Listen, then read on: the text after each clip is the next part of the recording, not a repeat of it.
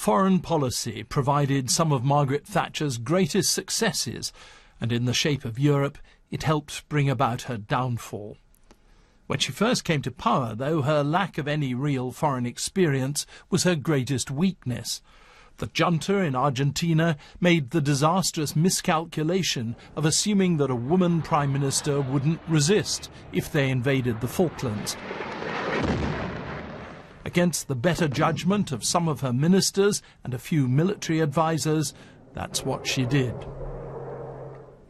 Victory in the South Atlantic changed everything. Before the Falklands, her first foreign policy advisor used to give her tutorials at lunchtime once a week while she cooked him an omelette.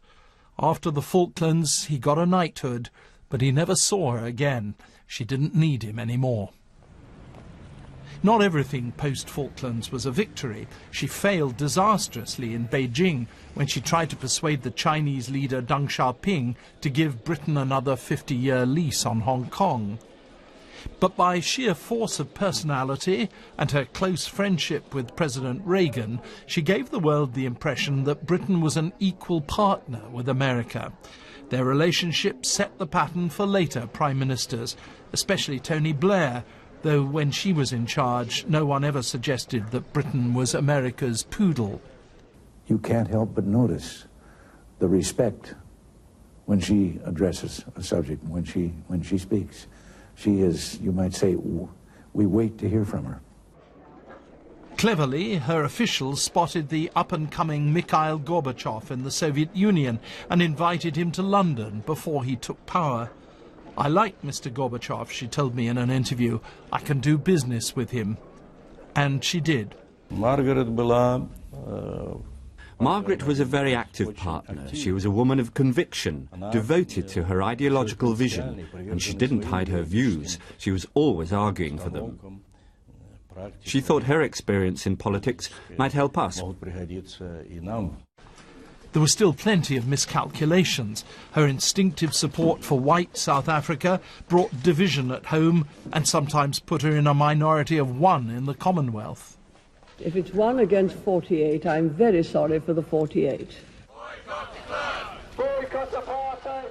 Even so, she always made it clear that apartheid was morally wrong, even though she openly regarded Nelson Mandela, before his release from jail, as a terrorist. When the relatively moderate F.W. de Klerk came to power, she became his big supporter. She'd never felt comfortable in Europe and saw Chancellor Helmut Kohl as a competitor rather than a partner. When their officials staged a tank firing competition, both sides won, of course, there was a distinct edge to it. She failed utterly when she tried to persuade him that East and West Germany shouldn't be reunified.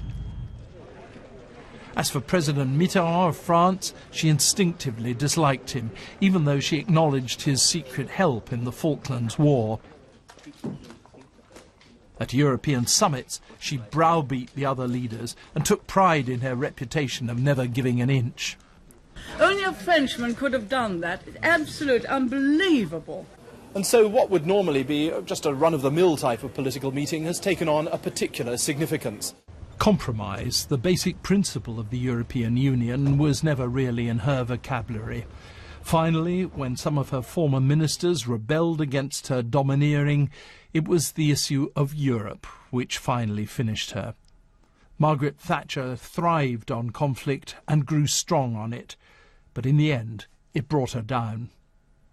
John Simpson, BBC News.